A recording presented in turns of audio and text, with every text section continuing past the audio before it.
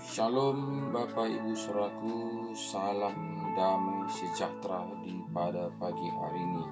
Di mana di pada pagi hari ini kita masih diberi kesempatan dan dibanguni di pada pagi hari ini. Ini semuanya oleh karena kasih karunia begitu luar biasa kepada kita. Jadi ini semua Bapak Saudaraku bukanlah karena kehebatan kita, bukanlah karena usaha kita, bukanlah karena kegigihan kita, tapi semuanya ini Bapak Saudaraku karena Tuhan sangat mengasihi kita. Tuhan sangat peduli kepada kita, di mana kita diciptakan seturut dengan gambarannya. Jadi Tuhan ingin kita taat dan setia untuk melakukan seturut dengan kehendak-Nya. Jadi Bapak Ibu Saudaraku, kita harus mengerti siapa kita sebenarnya. Jadi kita tidaklah sama seperti orang-orang di dunia ini.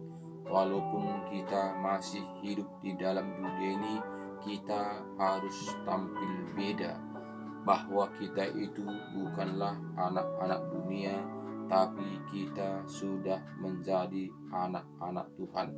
Jadi jika kita anak-anak Tuhan, kita harus menanggalkan kedagingan kita, harus kita menanggalkan harga diri kita, kita harus menanggalkan ego kita, kita harus menanggalkan keburukan-keburukan yang kita jalankan selama ini. Jadi kita harus ada pembaruan, harus ada kemajuan.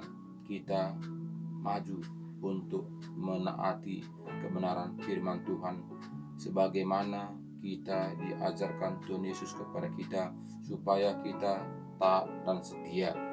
Jadi Bapak Ibu Saudaraku, semuanya itu adalah tergantung kita masing-masing.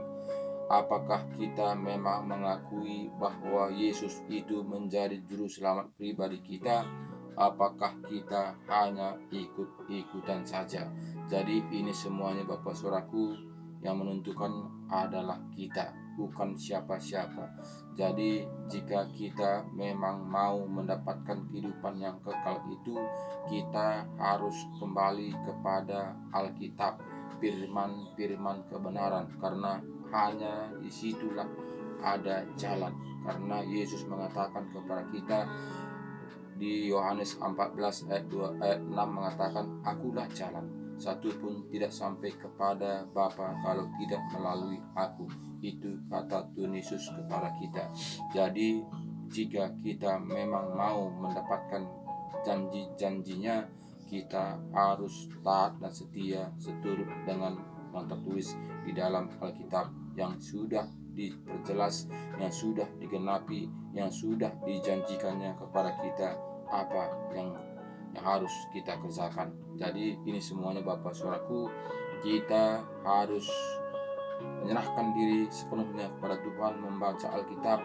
Kita undang Roh Kudus masuk dalam hati kita, sehingga Roh Kudus itu akan menuntun, membimbing, menyertai, mengajari kita.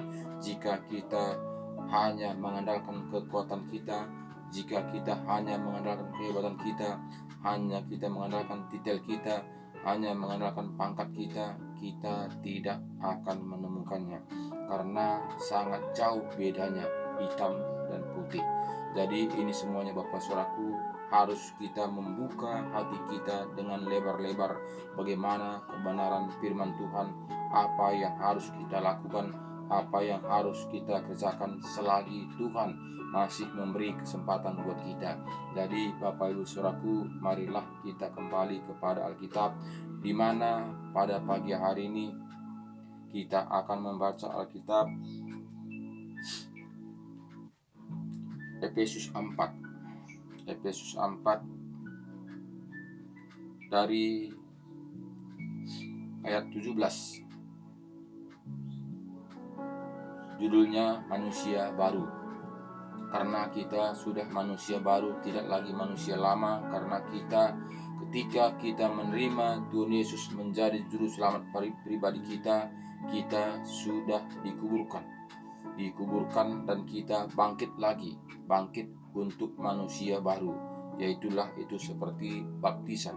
Baptisan, ketika kita dibaptis, kita ditenggelamkan, dosa-dosa lama kita akan dihanyutkan dan kita akan bangkit dan kita menjadi manusia baru dan lahir baru. Jadi di sini kita melihat bahwa kita itu sudah lahir baru, sama seperti Tuhan Yesus. Tuhan Yesus sudah melaksanakannya terlebih dahulu. Bagaimana ciri-ciri menjadi pengikut Tuhan Yesus. Jadi di sini judulnya manusia baru. Sebab itu kukatakan dan kutegaskan ini kepadamu di dalam Tuhan. Jangan hidup lagi sama seperti orang-orang yang tidak mengenal Allah dengan pikiran yang sia-sia. Jadi kita itu sudah ditegaskan kepada kita supaya kita jangan hidup dengan pikiran yang sia-sia seperti yang dahulu. Jadi ini semua Bapak Saudaraku, kita tidak akan mampu jika tidak ada Roh Kudus untuk menuntun menyertai kita. Jadi kita undang Roh Kudus masuk dalam hati kita sehingga dimateraikan dengan roh kita ini, sehingga kita bisa melakukan seturut dengan kehendak Tuhan. Ayat 18 mengatakan kepada kita, dan pengertiannya yang gelap, jauh dari hidup persekutuan dengan Allah, karena kebodohan yang ada di dalam mereka dan karena kedegilan hati mereka. Jadi itu semuanya, jika kita belum kembali kepada Tuhan, jika kita belum melakukan kehendak Tuhan, itu adalah karena kedegilan hati kita, itu karena kebodohan kita. Kenapa? Karena Tuhan Yesus begitu sangat mengasihi kita. Tuhan Yesus sudah menolong kita, Tuhan Yesus sudah mengangkat kita, Tuhan Yesus sudah mengajari kita, Tuhan Yesus sudah memberi contoh kepada kita, Tuhan Yesus sudah disalib di kayu salib, bahkan sudah selesai semua utang-utang kita. Dari situ kita akan diperbarui. Dan sini katanya tadi kepada kita, jika kita tidak mau menerima Tuhan Yesus menjadi juru selamat kita, adalah kebodohan dan pengertian yang gelap, jauh dari hidup persekutuan dengan Allah, karena kebodohan yang ada di dalam mereka dan karena kedegilan hati mereka. Jadi jelas di sini, jika kita tidak mau melakukan firman Tuhan seturut ajarannya, itu satu kebodohan tanpa kita sadari, karena kita tidak mengerti jalan-jalannya Tuhan. Sehingga banyak manusia, terutama pada saat ini orang Kristen, masih mengikuti ajaran kebenaran diri sendiri. Jadi bukanlah itu mendapatkan kita kehidupan yang kekal, tapi itu membawa kita ke binasaan. Karena apa? Karena kebenaran diri sendiri ini itulah cara-cara penghuni dunia ini supaya kita jangan kembali kepada Alkitab, supaya kita jangan kembali kepada ajaran Tuhan Yesus, supaya kita binasa. Jadi ini semuanya Bapak Saudaraku, harus kita kembali kepada Alkitab yang kita percayai bahwa Yesus sudah menjelaskan, sudah mengenapkan tahun 2000 lalu. Ayat 19 mengatakan kepada kita, perasaan mereka telah tumpul sehingga mereka menyerahkan diri kepada hawa nafsu dan mengerjakan dengan serakah segala macam kecemaran. Jadi jika kita tidak menyerahkan diri kepada Tuhan dan mengikuti firman-firman kebenaran, dan kita tidak mengundang Roh Kudus masuk dalam hati kita, kita akan melakukan kehendak daging kita. Kita akan melakukan seturut apa yang diajarkan manusia. Kita akan melakukan apa seturut dengan kehendak daging kita. Jadi sini jelas memang katakannya, ayat 19 mengatakan kepada kita, perasaan mereka telah tumpul. Jadi katakannya perasaan kini telah tumpul. Kenapa Tuhan Yesus mengatakan perasaan kini tumpul? Karena kita tidak membuka hati, kita meraskan hati, sehingga kita tidak tahu jalan kebenaran. Kita tidak tahu jalan-jalannya Tuhan. Kita tidak tahu jalan kebenaran yang sesungguhnya, sehingga kita mengikuti kebenaran manusia. Jadi ayat selanjutnya, sehingga mereka menyerahkan diri kepada hawa nafsu dan mengerjakan dengan serakah segala macam kecemaran. Tetapi kamu bukan demikian, kamu telah belajar mengenal Kristus. Jadi katanya kepada kita yang sudah kembali kepada firman-firman kebenaran, kita tidak lagi sama dengan mereka, karena kita sudah mau melakukan kebenaran firman Tuhan. Jadi ayat sini kata jelas kepada kita, ayat 20, tetapi kamu bukan demikian, kamu telah belajar mengenal kebenaran. Jadi jika kita sudah membaca firman Tuhan, sudah kita undang Roh Kudus masuk dalam hati kita, kita itu sudah berjalan seturut dengan kehendak Tuhan. Kita belajar dengan Kristus.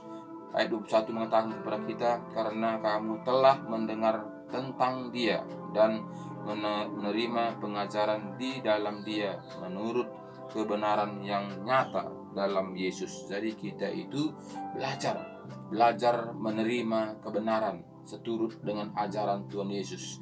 Memang itu semua Bapak Ibu Saudaraku tidaklah gampang untuk menjalankan kebenaran firman Tuhan itu. Jika kita tidak menanggalkan kedagingan kita, jika kita tidak menanggalkan ego kita, jika kita tidak menanggalkan harga diri kita, kita tidak akan bisa mendapatkan jalan-jalan kebenaran Kristus. Karena Tuhan sudah memberi contoh kita harus mematikan kedagingan kita. Jadi jika kita mematikan kedagingan kita, tentu Roh Kudus yang bekerja. Roh Kudus akan menuntun, membimbing, mengajari, membukakan rahasia kebenaran firman Tuhan kepada kita. Jadi itu semua Bapak Saudaraku tidaklah didapati dengan pikiran kita, tidaklah didapati dengan pintaran kita, tapi kita hanya bisa mendapatkannya itu jika kita membuka hati kita lebar-lebar untuk Tuhan, melakukan firman-Nya taat dan setia. Jadi jelas di sini katanya kepada saudaraku, karena kamu telah mendengar tentang Dia dan menerima pengajaran di dalam Dia menurut kebenaran yang nyata dalam Yesus, yaitu bahwa kamu berhubung dengan kehidupan kamu yang dahulu harus menanggalkan manusia lama yang menemui kebinasaannya oleh nafsu yang menyesatkan. Jadi kita harus tahu dan kita menanggalkan kebiasaan kita yang kita lakukan sebelum kita mengenal Tuhan Yesus. Jadi kita tahu mana itu dosa, mana itu tidak. Jadi kita sudah bukan bekerja bukan kemauan kita, bukan kita bekerja dengan akal pikiran kita, tapi bekerja karena ada Roh Kudus untuk menuntun, membimbing, mengajari kita setiap langkah kita untuk menjalankan kebenaran firman Tuhan. Jadi bukan dengan logika kita, bukan dengan pintaran kita, bukan karena kehebatan kita, sehingga kita berjalan dengan apa yang diajarkan Tuhan Yesus. Itu tidak akan kita mampu jika kita tidak dipenuhi dengan Roh Kudus. Jadi ayat 23 mengatakan kepada kita Bapak Saudaraku, supaya kamu dibaharui di dalam roh dan pikiran. Jadi kita dibaharui dengan roh, dalam roh, dibaharui dalam roh kita ini. Itu tadi roh Tuhan itu dimateraikan dengan roh kita ini, sehingga kita dibaharui, tidak lagi melakukan seturut dengan kehendak kedagingan kita. Dan 24 mengatakan kepada kita, dan mengenakan manusia baru yang telah diciptakan menurut kehendak Allah di dalam kebenaran dan kekudusan yang sesungguhnya. Jadi kita itu diciptakan menjadi manusia baru, menjalankan kekudusan seturut dengan apa diajarkan Tuhan Yesus tahun 2000 lalu, supaya kita melakukannya taat dan setia. Jadi itu semuanya bukanlah karena kekuatan kita, tapi karena ada Roh Tuhan menuntun, membimbing kita, membenahi kita seturut dengan kehendak-Nya, dengan syarat kita membuka hati kita dengan lebar-lebar sehingga Roh Kudus masuk untuk menguasai diri kita. Ayat 25 mengatakan kepada kita, karena itu buanglah dusta dan berkatalah benar seorang kepada yang lain, karena kita adalah sesama anggota. Apabila kamu menjadi marah, janganlah kamu berbuat dosa. Janganlah matahari terbenam sebelum padam amarahmu, dan janganlah beri kesempatan kepada iblis. Jadi sini kita mengetahui Bapak Saudaraku, ini semuanya tidaklah gampang. Tidaklah gampang, apalagi manusia zaman saat ini sering mengatakan, aku satu matahari pun dengan dia tidak. Berarti dia mengeraskan hati, berarti dia dendam, berarti dia ada akar pahit. Jadi itulah pada umumnya, apalagi seperti kami suku Karo, banyak saat ini menyimpan dendam, banyak saat ini menyimpan akar pahit. Padahal akar pahit itu membunuh diri sendiri. Karena apa? Akar pahit itu akan nimbul penyakit tanpa kita sadari. Tapi karena pikiran kita, karena kita dikuasai akal pikiran kita menonjolkan harga diri kita, sehingga kita tidak mau untuk memaafkan satu dan lain. Kita mau kita itu dihargai. Jadi ayat 28 mengatakan kepada kita, orang yang mencuri, janganlah ia mencuri lagi, tetapi baiklah ia bekerja keras dan melakukan pekerjaan yang baik dengan tangannya sendiri, supaya ia dapat membagikan sesuatu kepada orang yang berkekurangan. Jadi sini katakannya kepada kita itu, kita harus bekerja keras untuk membela kebenaran. Jadi kita juga harus bekerja keras untuk mendapatkan kebutuhan hidup kita seturut dengan ajaran Tuhan Yesus. Kita tidak serakah, tidak mementing sendiri, tapi kita itu bekerja untuk menyenangkan hati orang lain. Berarti kita membagi supaya mereka yang mendengarnya beroleh. Jadi ayat 29 mengatakan kepada kita, janganlah ada perkataan kotor keluar dari mulutmu, tetapi pakailah perkataan yang baik untuk membangun di mana perlu, supaya mereka yang mendengarnya beroleh kasih karunia. Dan janganlah kamu mendukakan Roh Kudus Allah yang telah memateraikan kamu menjelang hari penyelamatan. Jadi sini katanya tadi kepada kita, saudaraku, kita itu jangan mendukakan Roh Kudus. Jangan kita mendukakan Roh Kudus, walaupun mungkin kita belum mengerti bagaimana fungsi Roh Kudus itu kepada diri kita. Mengalir raja, baca Alkitab, taati, tekuni seturut dengan apa yang tertulis di dalam Alkitab. Jadi yakin, percaya, undanglah Roh Kudus masuk dalam hati kita, sehingga Tuhan akan memateraikan Roh Kudus itu kepada roh kita, supaya kita itu dituntun, diajar, dibimbing, dibukakan rahasia kebenaran firman Tuhan. Karena Bapak Ibu Saudaraku, jelas di sini di Efesus 4 ini, Efesus 1 di sini katanya jelas kepada kita,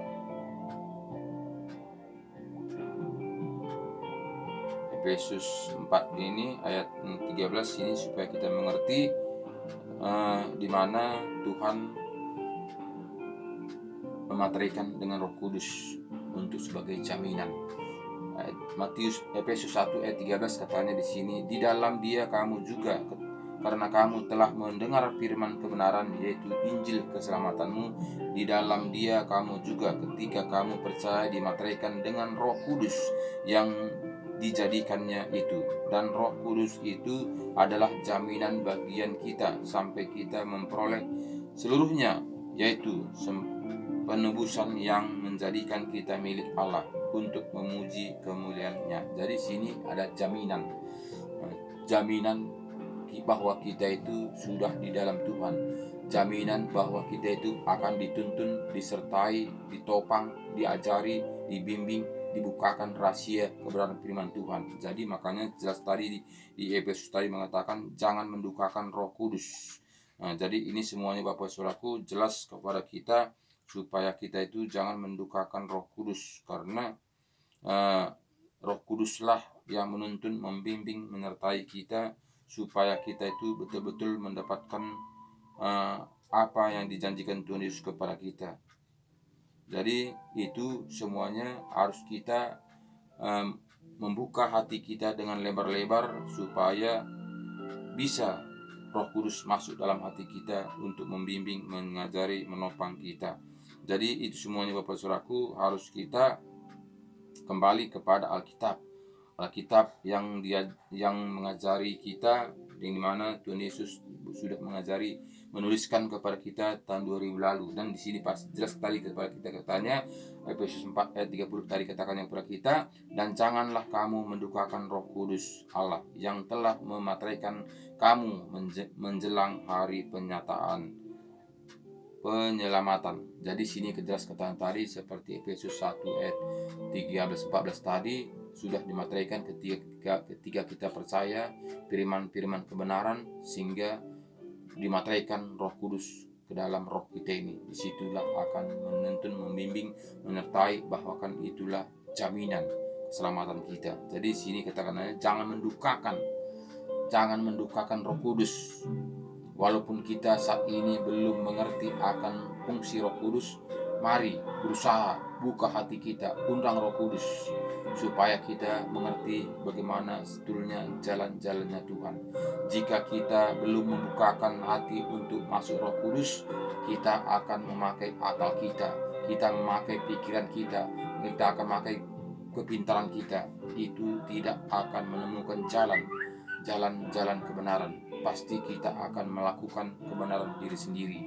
Karena apa? Karena tidak ada penuntun, karena tidak ada membukakan rahasia kebenaran firman Tuhan, sehingga kita hanya mereka-reka saja, hanya kita merasa saja. Jadi ini semuanya Bapak Saudaraku, marilah kita kembali kepada Alkitab, baca Alkitab, buka hati kita. Jadi ayat 31 mengatakan kepada kita, segala kepahitan, kegeraman, kemarahan, pertikaian, dan fitnah hendaklah dibuang dari antara kamu. Demikian pula segala kejahatan. Tetapi hendaklah kamu ramah seorang terhadap yang lain, penuh kasih mesra dan saling mengampuni, sebagaimana Allah di dalam Kristus telah mengampuni kamu. Jadi jelas sini katanya tadi kepada kita, contoh itu adalah Kristus. Kristuslah sebagai contoh, Kristuslah sebagai terang, Kristuslah sebagai gambaran kepada kita supaya kita ini betul-betul mendapatkan apa seturut dengan janji-janjinya Tuhan Yesus. Karena kita mengakui kita ini adalah anak-anak Tuhan. Kita ini mengatakan orang Kristen. Orang Kristen itu adalah pengikut Kristus. Jadi Bapak Ibu Saudaraku, jika kita mengatakan saya ini orang Kristen, marilah kita belajar membuka hati kita, berbalik kepada Alkitab, di mana Tuhan Yesus sudah mengajari kita, di mana Tuhan Yesus sudah memberi contoh kepada kita, di mana Tuhan Yesus sudah mengenapkan janji-janjinya kepada kita, di mana Yesus sudah mengenapkan, sudah selesai, Tuhan sudah bekerja untuk kita. Jadi Bapak Ibu Saudaraku, kita harus bertindak, kita harus membuka hati kita. Kita berbalik kepada Alkitab, firman kebenaran. Jadi semuanya itu Saudaraku, tinggal kita bagaimana kita menyikapinya. Apakah kita memang tinggal diam saja dan kita merasa bahwa Yesus sudah disalib di kayu salib, semua dosa-dosa kita sudah diampuni, sudah ditebus, sudah dibayar dengan lunas, kita tidak perlu berbuat apa-apa lagi, yang penting percaya saja. Jika hanya itu yang kita sikapi, jika itu hanya kita imani, tentu kita akan binasa. Karena apa? Karena si setan itu akan bertepuk tangan. Karena apa? Karena dia tidak ingin kita satupun selamat datang kepada Tuhan Yesus, mendapatkan hidup yang kekal. Dia akan bertepuk tangan bersorai-sorai. Karena apa? Karena dia akan menggiring kita ke api neraka. Jadi jangan mau kita digiring ke api neraka, Bapak Saudaraku. Marilah telitilah Alkitab, bacalah dengan tekun, bukalah hati kita, undanglah Roh Kudus masuk dalam hati kita, sehingga akan dibukakan rahasia-rahasia kebenaran firman Tuhan. Apa yang harus kita lakukan, apa yang harus kita kerjakan, bagaimana caranya berjalan beserta Tuhan Yesus. Jadi inilah renungan di pada pagi hari ini, Bapak Saudaraku. Marilah kita kembali pada Tuhan, dan terima kasih Tuhan Yesus memberkati kita. Sampai jumpa lagi besok. Tuhan Yesus memberkati kita. Shalom.